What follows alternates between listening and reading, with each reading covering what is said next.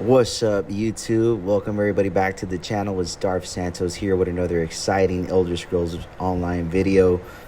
Today we're actually diving into one of the most anticipated events of the week, the appearance of the Golden Vendor. Right, so for those of you that might be new to ESO, the Golden Vendor is a special merchant who shows up every weekend from Friday to Sunday. It's actually two of them, but right now we're going to focus on the Furniture Golden Vendor. So this Golden Vendor is actually located in Cold Harbor, right in the Hollow City, right? And this one focuses on furniture, so selling very rare furniture that you might not be able to obtain in the Overland game. As you can see, most of the furniture that we got going on right here is Redguard theme. Now this is, I imagine they're following up with the fact that we recently got a free Redguard house. I think it was back in June, just for logging in twice throughout the month. You were able to obtain that free Redguard house. So this is perfect for you to furnish that house. Now, we all know that at the end of the day, the end goal is housing, right? So this is perfect for you to follow up with that Redguard theme and furnish that house. We have a lot of amazing furniture going on here. We have a lot of structures, right? We have a lot of Redguard tents, right? Just this Redguard Kilometer mosaic, I seen these sell for like 150,000. So if you're the type of person as well that, you know, it's not into furnishing, but you definitely want to flip items so that way you can make some gold, this is one of the best ways to do it, right? Just 2 weeks ago, I was able to buy, I believe it was the greenhouse, Alredon greenhouse, if I'm not mistaken. Bought it for 100,000, and I was able to flip that for 175K gold. So, you know, if you're into furnishing, it's a W, and if you're into flipping and making gold, it's another W for you right there. So, you know, these wells itself, I remember buying one for my Redguard house when I first got it. It cost me about 50K. You're selling them right here for 10K.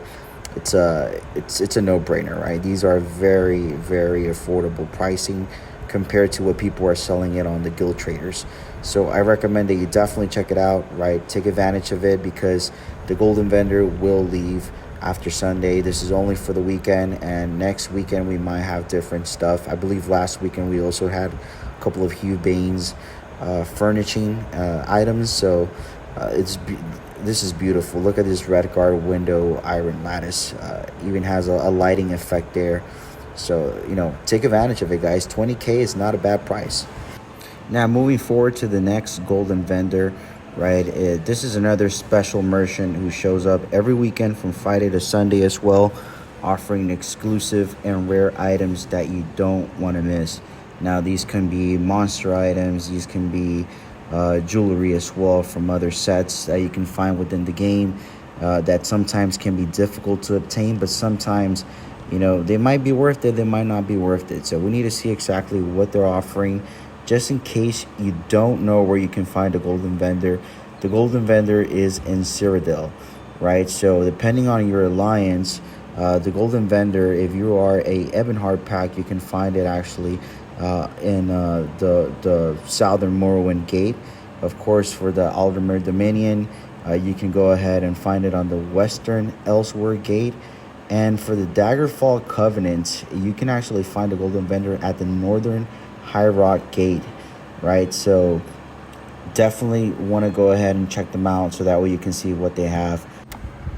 So let's dive into the exciting items the Golden Vendor has this weekend. I'm going to show you where you can actually farm them, the perks or the bonuses, whether they're worth spending your gold or alliance points on, and if they require any sort of DLC access. So the first item that we have here is actually the Necklace of Mother's Embrace. Now, this set is an awesome Overland set. It's actually one of the easiest set to get, one of the easiest set to farm. And, you know, based on the price that I'm seeing here, I don't think it's actually worth buying it from the Golden Vendor, just because you can actually get this from, you know, defeating world bosses and closing dark anchors in Deshawn.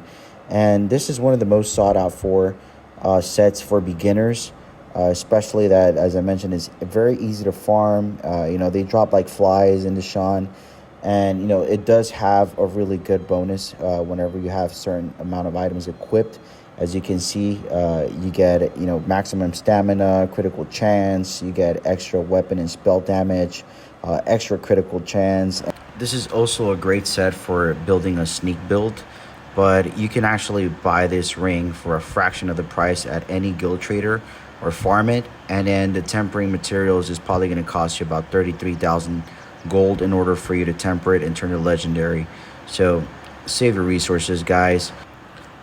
But moving on to the next item, we actually have the necklace of the Crusader, which actually you can get this in Cyrodiil. Now, this is one that I think is definitely worth it because you get extra weapon spell damage, you get critical chance, right? And then on top of that, this is a perfect item and gear set if you're looking to boost your weapon damage, making it a solid choice for DPS roles in both PvE and PvP, especially for stamina Dragon Knights and stamina Templars, right? Given it that it's much harder to farm in a PvP area where you might get killed by other players, I think it's worth buying it from the Golden Vendor. Now, my only concern is that it might get nerfed in the future. I've seen it happen before with other gear sets that offer a lot of weapon and spell damage, so just be careful with that, guys. But moving on to the next item, we actually have the necklace of the Undaunted Weaver, which drops in the Banished Cells dungeons. Now, the bonuses for these are Magic of Recovery, extra Magicka, right? And when you use the ability that costs stamina while in combat, you reduce your Magicka and health costs at your next ability by 5% for 5 seconds. So this necklace enhances your maximum health, Magicka, and stamina, making it an excellent option for PvP players who need a balance boost to all resources. Since it can be farmed from a base game dungeon, you might consider spending your points on it if you're not keen on running the dungeon repeatedly, and see if you get any luck with getting this specific item. But again, this is something that you can find in the base game. You don't need any DLCs to obtain it. So I don't think it's actually worth getting it unless, as I mentioned, you're not looking to run and farm a dungeon over and over and over again.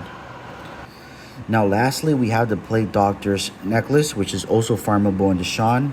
The set bonuses are 3,618 maximum health plus 4% healing taken if you have all 5 items equipped.